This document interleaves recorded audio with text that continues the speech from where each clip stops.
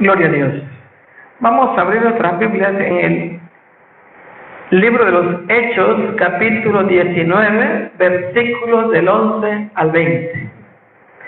Libro de los Hechos, capítulo 19, en sus versículos del 11 al 20. Está después del Evangelio de San Juan. Y antes de llegar a la carta a los romanos. Entre el Evangelio de San Juan y la carta a los romanos se encuentra el libro de los Hechos de los Apóstoles, capítulo 19, versículos del 11 al 20. Para los hermanos que son nuevos, ¿verdad? El pasaje es nuevo. Para los hermanos que ya tienen muchos años, el pasaje es muy conocido. Bueno, se pone de pie y dice así la palabra del Señor. Y hacía Dios milagros extraordinarios por mano de Pablo, de tal manera que aún se llevaban a los enfermos los paños o delantales de su cuerpo, y las enfermedades se iban de ellos, y los espíritus malos salían. Pero algunos de los judíos exorcistas ambulantes intentaron invocar el nombre del Señor Jesús sobre los que tenían espíritus malos, diciendo: os conjuro por Jesús, el que predica Pablo. Había 7 hijos de un tal Esceva, judío, jefe de los sacerdotes, que hacían esto. Pero respondiendo el espíritu malo, dijo: a Jesús conozco y sé quién es Pablo, pero vosotros, ¿quiénes sois? Y el hombre en quien estaba el espíritu malo, saltando sobre ellos y dominándolos, pudo más que ellos, de tal manera que huyeron de aquella casa desnudos y heridos. Y esto fue notorio a todos los que habitaban en Éfeso, así judíos como griegos, y tuvieron temor todos ellos, y era magnificado el nombre del Señor Jesús. Y muchos de los que habían creído venían confesando y dando cuenta de sus hechos. Asimismo, muchos de los que habían practicado la magia trajeron los libros y los quemaron delante de todos, y hecha la cuenta de su precio, hallaron que era 50,000 piezas de plata. Así crecía y prevalecía poderosamente la palabra del Señor. Amantísimo Padre, en esta hora vengo delante de tu presencia poniendo mi vida en tus manos. Te pido, Señor, que me guíes a través de tu palabra, y que sean tus palabras en mi mente y en mi corazón, y que sirvan de bendición en la vida de cada uno de los presentes, y también, Señor, de aquellos que lo van a escuchar en sus hogares. En el nombre poderoso de Cristo Jesús, te doy gracias, Señor. Amén y amén. Gloria al nombre del Señor. Pueden tomar su lugar. Voy a compartir el tema: sin autoridad moral no hay autoridad espiritual. Sin autoridad moral no hay autoridad espiritual. Ustedes se habrán dado cuenta de que como padres, ¿verdad? Los que somos padres, que tenemos hijos, ¿verdad? Cuando un padre de familia o una mamá, ¿verdad?, que está incluido, quiere disciplinar o castigar a un hijo o corregir a uno de sus hijos o hijas. Pero ¿qué pasa cuando nosotros como padres no ponemos el ejemplo o ponemos un mal ejemplo? Si un padre de familia fuma, no puede corregir a su hijo que fume. ¿Sabes por qué? Porque no tiene autoridad moral para corregir. Si toma, tampoco puede regañar o corregir a un hijo que tome. Si anda en malos pasos, no puede. Bueno, pues en el terreno espiritual se requiere que una persona, para poder ejercer una autoridad espiritual, se requiere que la persona tenga autoridad moral. Es decir, que tenemos que vivir lo que predicamos. O, dicho de otra manera, tenemos que vivir sin pecado. Tenemos que vivir en santidad. ¿Por qué? Porque de otra manera no se puede tener autoridad espiritual. Autoridad espiritual es una autoridad delegada directamente por el Señor Jesucristo a cada persona en el momento que se entrega a Él. En el momento que usted hizo su oración y recibió a Jesús en su corazón, lo aceptó como su único Dios y su único Salvador, desde ese preciso instante, aunque ustedes tengan, ¿verdad?, desde pocos días de que se entregaron a Cristo, aunque no tengan ni un mes o poquito más de un mes, de igual manera tienen la autoridad delegada. Es decir, que ahora como cristianos tenemos autoridad sobre los demonios. Ya no los demonios sobre nosotros, sino que ahora tenemos autoridad de parte de Jesús. Jesús, cuando da este derecho, o cuando Él delega esta autoridad a sus discípulos, ¿verdad?, Él dice que estas señales seguirán a todo creyente, cualquier persona cristiana. Esta autoridad espiritual no es únicamente para los pastores, para los diáconos, sino que para todo creyente. Desde el momento que se convirtió a Cristo, usted se ha convertido en un hijo, en una hija de Dios, legalmente, por adopción, pero legal. Entonces, ha pasado de muerte a vida. Ha pasado del reino de las tinieblas al reino de la luz de Cristo. Tenemos esa autoridad de parte de Cristo. Pero para ejercer esa autoridad se necesita tener autoridad moral. En este pasaje muy interesante, este pasaje es muy conocido o muy estudiado por las personas que son cristianas de ya tiene tiempo. Mayormente cuando los cristianos llevan ya muchos años y llevan doble vida. ¿Por qué? Porque en este pasaje nos dice primero de que el apóstol Pablo era un hombre muy usado por Dios.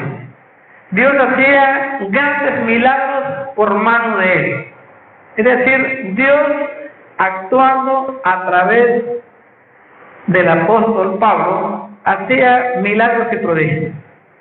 Que aún la ropa o aún los pañuelos con que él se secaba, aún quedaban impregnados de la autoridad, de tal manera que se lo ponían a un enfermo y sanaba. De tal manera que llegaban y lo ponían sobre una persona endemoniada y los demonios salían. Era una autoridad que tenía, pero muy, muy tremenda. Pero nos habla, ¿verdad?, de este caso, y es el que nos compete. Este caso muy interesante, en que había 7 hombres, hijos de un sacerdote. Pero nos dice también que eran exorcistas ambulantes. Creo que la palabra exorcista es muy conocida por todos, ¿no? Viendo las películas de terror, ¿verdad?, en la tele, así es que ese término no tiene problemas nada. Es muy práctico de entender, muy conocido. Si nos dice que eran exorcistas ambulantes, significa entonces que había un centro de liberación o un lugar especial para liberación establecido. Y creemos, ¿verdad?, que era la iglesia donde se congregaban los apóstoles. Era un lugar donde llevaban los endemoniados para ser liberados. La palabra exorcismo, ¿verdad?, es de ex, fuera, ¿no? Es decir, echar fuera demonios. nosotros le llamamos liberación. En el término de las iglesias cristianas evangélicas, nosotros no usamos la palabra exorcismo, usamos liberación. Es decir, que la persona queda libre de un espíritu inmundo, que es lo mismo que un demonio. Había un lugar establecido y estos eran ambulantes, andaban en las calles. Obviamente que cuando algo ocurre, siempre somos impactados. Si vemos a alguien que anda orando por los enfermos y todos se levantan, pues dan ganas también de irse. Si vemos que alguien anda echando fuera demonios y sale chillando y la persona queda libre, pues cualquiera dice, yo también quiero ir, también voy. Y eso es lo que sucede con estos 7 hombres, que se les hizo muy fácil y sencillo, y se fueron sobre un hombre, dice, que tenía un espíritu malo. Es un hombre, una persona que estaba endemoniada. Y ellos, 7 hombres, imagínense, un hombre, y luego llegan 7 hombres, ¿verdad? Lo rodean y le ordenan al demonio que salga. Esto es bastante interesante. Y de repente cuando tengamos esta experiencia, pues aquí hemos tenido experiencias, no las hemos grabado, ¿verdad? Por respeto a las personas que han sido liberadas, no las hemos grabado, ¿verdad? Pero hemos tenido experiencias y ahí van a darse cuenta ustedes cuando tengamos esos eventos. No los buscamos, se dan. Esos acontecimientos se dan de manera espontánea, o se han dado aquí de manera espontánea. Es algo maravilloso que nosotros hemos experimentado. Y sucede entonces que llegan y le dan la orden al demonio. Estos hijos de sacerdotes, que se supone que también eran sacerdotes debido a que el ministerio sacerdotal se heredaba de padres a hijos. Pero claro, ¿verdad? No es como el sacerdocio, ¿verdad?, de hoy en día de la Iglesia Católica. Ustedes saben, ¿verdad?, que los sacerdotes católicos romanos no se casan, ¿verdad?, no tienen hijos. Es decir, no tienen una esposa, no tienen hijos, no heredan el sacerdocio. La Iglesia Católica Ortodoxa sí se casa. O sea, ellos sí tienen esposa y tienen hijos. La Iglesia Católica está dividida en 2. La que conocemos normalmente es la Iglesia Católica Romana, pero la Iglesia Católica Ortodoxa sí tienen esposa y tienen hijos los jueces. En este caso, los curas, ¿verdad?, de ese momento, los sacerdotes de ese momento, sí tenían esposa y tenían hijos. Por eso dice que eran hijos de un sacerdote llamado Ezebro.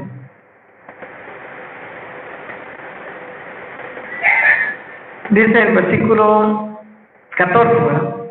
Había 7 hijos de un tal Ezeba judío, jefe de los sacerdotes, que hacía eso.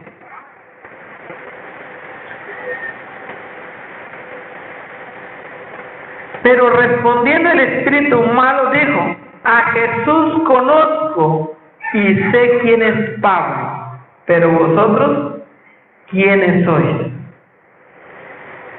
Aquí no se trata de que en verdad no conocían.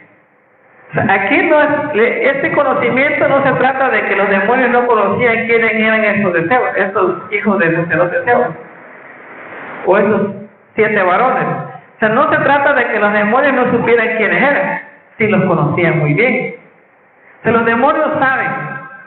De hecho, hay un término muy conocido, ¿verdad?, que dicen tu ángel de la guarda. Así, ¿verdad? Hay un término conocido. Y de alguna manera, cuando somos cristianos, la Biblia dice que el ángel de Jehová acampa alrededor de los que le temen y los defienden.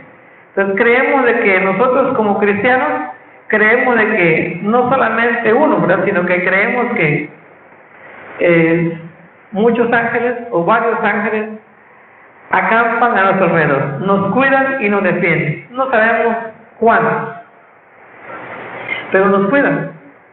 Cuando una persona no es cristiana, de igual manera Satanás le asigna demonios para que lo acechen de día y de noche, para que lo vigilen, para que lo hagan pecar y lo mantengan esclavizado. Entonces Satanás sí conoce, pero aquí el conocimiento que está diciendo el demonio no está hablando de que no lo sabía, sino que él dice: a Jesús conozco. Sabía que Jesús era el Cristo, aunque para ese momento, en este acontecimiento, o cuando esto ocurrió, ya Jesús ya había sido muerto en la cruz y ya había resucitado y ya había ascendido al cielo. O sea, cuando esto ocurrió, Jesús ya estaba en el cielo sentado a la diestra del Padre. Pero el demonio dice: a Jesús conozco. Y luego dice: y sé quién es Pablo. Se conocía el diario vivir del apóstol Pablo. Sabía quién era Pablo. Sabía cómo vivía el apóstol Pablo. Y eso de que conozco, podemos traducirlo como respeto, ¿no? Es decir, a Jesús lo respeto. Y también respeto al apóstol Pablo, pero a ustedes no. Esta podría ser una traducción, una interpretación del pasaje. A Jesús, ahora sí, le obedezco. Y también le obedezco al apóstol Pablo, pero a ustedes no. ¿Por qué? Porque luego se fue de este hombre y luchó contra los 7. Imagínense, un solo hombre venció a 7 hombres. A 7 los exhibió en la calle, ¿verdad? Porque esto ocurrió en plena calle. Imagínense el acontecimiento. Imagínense en la calle una persona endemoniada y el montón de gente, ¿verdad?, de alrededor, ¿verdad? Siempre nuestra naturaleza, ¿verdad?, tenemos curiosidad. Cuando algo ocurre, siempre tenemos esa curiosidad de acercarnos para mirar, ¿verdad?, qué es lo que pasa. A pesar de que hoy en día, gracias, ¿verdad?, a que los celulares traen cámara, pues hay quienes lo graban y lo suben a las redes y lo podemos ver, ¿verdad? Pero los que estamos cerquita, siempre nos interesa el chisme, ¿verdad? Aunque no nos llamen, nosotros vamos a ver qué pasó. Imagínense que estaba el montón de gente y ellos en el centro. Y luego dice que el espíritu malo, no dice que haya sido el hombre, ¿no?, sino que fue el espíritu. Verso 16. Dice: y el hombre en quien estaba el espíritu malo, saltando sobre ellos y dominándolos, pudo más que ellos, de tal manera que hubieron de aquella casa desnudos y heridos. Primero vemos que el demonio es el que platica con ellos, no es el hombre. Pero como el demonio no es visible a la vista humana, normalmente no es visible. Solamente cuando Dios nos da esos dones, ¿verdad?, de que podemos ver. De repente, ¿verdad?, vemos sombras, ¿verdad?, que salen de los cuerpos de las personas al estar orando, pero ya es un don de Dios. Pero de manera general no tenemos esa naturaleza para poder ver a los demonios. Por lo tanto, la voz sí se identifica cuando es los demonios, ¿no? Cuando una persona endemoniada está hablando, se oye la voz, ¿no?, que es distinta a la voz de la persona. Imagínense, ¿verdad?, en un momento de que hay mujeres que hablan con voz de hombre cuando están endemoniadas o poseídas, ¿no? Cuando están poseídas, que el demonio toma el control, habla y uno se queda de a 4, porque una mujer, ¿verdad?, hablando con una voz de hombre. Entonces, este es el demonio. En este caso, el demonio habló primeramente con esos 7 hombres. Y luego dice, ¿verdad?, Lucas, que el hombre donde estaba el espíritu malo se lanzó contra ellos. Y pudo más 1 contra 7. Ahí es donde ocurre el hecho sobrenatural. ¿Por qué? Porque por muy, ¿verdad?, muy fuerte que haya sido, 7 personas sí pueden sujetar a uno. Pero si fuera persona normal, o sea, si no estuviera un demonio en una persona, lo pueden sujetar.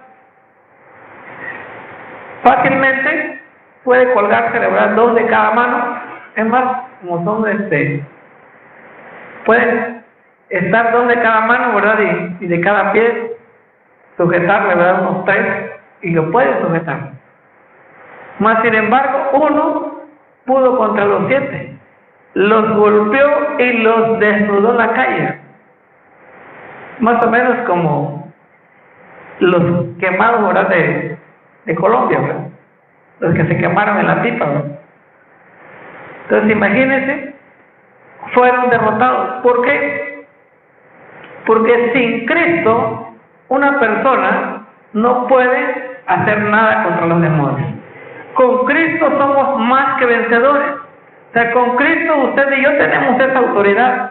Con Cristo usted y yo podemos echar fuera a los demonios. Pero sin Cristo nos tambacean los demonios. Ahora, ¿por qué motivo pudo más? Porque eso también es algo interesante. ¿Por qué motivo pudo más el hombre en el cual estaba el espíritu malo que los 7 hijos del sacerdote o del jefe de la sinagoga? ¿Por qué pudo más? Si dice aquí que Pablo, que solamente con sus pañuelos que llevaba el sudor se lo imponía sobre los endemoniados y los endemoniados quedaban libres. Si solamente con la ropa que llevaban de él o parte de sus prendas que llevaban impregnadas de sudor se los ponían a los enfermos, a los endemoniados, y los demonios salían huyendo. ¿Y por qué con esos 7 hombres que están presentes en el lugar, que le están hablando directo al demonio, no sale y les pega, ¿verdad? ¿Por qué? Porque no hay autoridad espiritual. Por eso el demonio, ¿verdad?, le dice: a ustedes no los conozco, o sea, con ustedes no me puedo someter, a ustedes no les hago caso, porque ustedes no tienen autoridad moral. Cuando una persona vive en pecado, no puede tener autoridad espiritual. Si una persona está en pecado y va a querer echar fuera un demonio, si no hay personas que estén en santidad, segurito, ¿verdad?, que llevan de perder. Si hay gente que vive en santidad, entonces pues el demonio es vencido, ¿verdad?, por las personas que estén en santidad. Si es un grupo de personas, ¿verdad?, si hay 1 o 2 o 3 que vivan en santidad, por la santidad de ellos es que los otros que estén en pecado no los papasean los demonios. Si no, el demonio se pasa. O sea, los demonios se pasan de un cuerpo a otro, como en las películas de terror de exorcismo, ¿no?, que van los demonios y se pasan de cuerpo en cuerpo. O sea, a la hora de estar echando fuera un demonio, las personas que estén en pecado, digo, pecado activo, si las personas que anden en pecado en ese momento, pues sí llevan el riesgo de que el demonio se pase de un cuerpo a otro. Sí se puede pasar, lo hemos comprobado. Que de repente estamos orando por uno y al rato tenemos que orar por 3 o 4. ¿Por qué, verdad? Porque se pasa. Si la persona está en pecado, es fácil. Estas personas, estos 7 varones, sin lugar a dudas, estaban en pecado. Vivían en pecado. Por ese motivo no tenían o no tuvieron autoridad moral para poder ordenarle al demonio que saliera del cuerpo. Cuando una persona está en pecado y se presenta, ¿verdad?, y le ordena al demonio que salga, el demonio le dice en qué tipo de pecado vive la persona. Esa es otra que lo hemos experimentado, lo hemos vivido, ¿verdad? Que el demonio llega y le dice qué tipo de pecado y nombres y datos. O sea, los demonios sueltan la sopa, le dicen tal y tal como es. De esa manera, ¿verdad? Los demonios exhiben a las personas que quieren echarlos fuera. Y puede llegar también al grado de que la persona que va a echar fuera un demonio sufra agresión física. Se han dado los casos.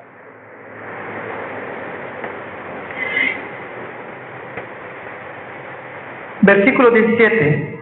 Y esto fue notorio a todos los que habitaban en Éfeso, así judíos como griegos, y tuvieron temor todos ellos, y era magnificado el nombre de Jesús.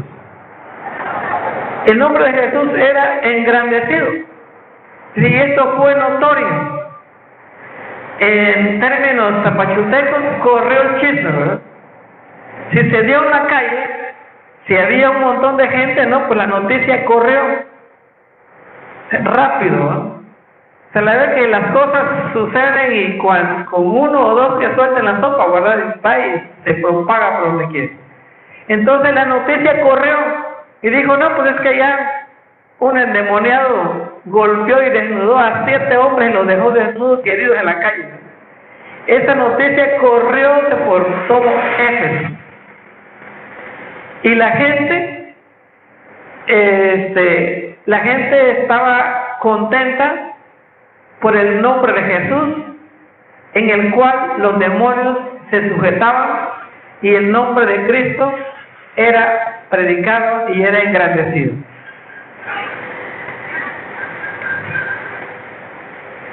Verso 18. Y muchos de los que habían creído venían confesando y dando cuenta de sus hechos, es decir, testificando. Y eso es algo que pues se tiene que hacer.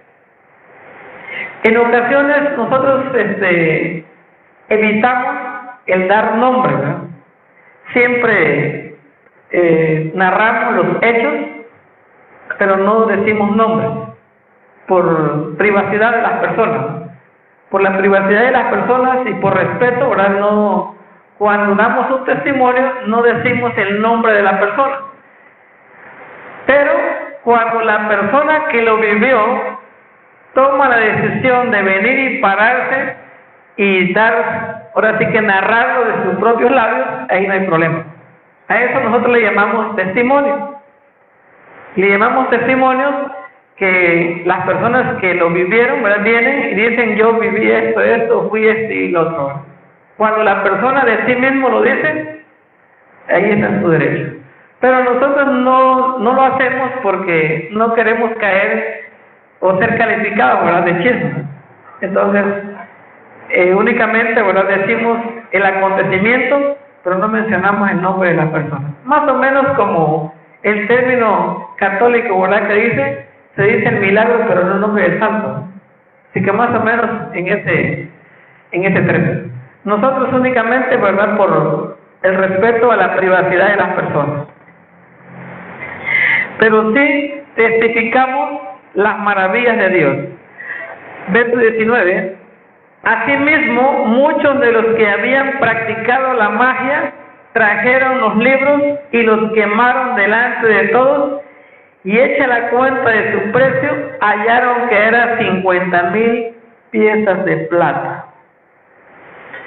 Cuando uno se convierte a Cristo, es necesario quemar cualquier cosa que no sea de edificación o que no venga de Dios.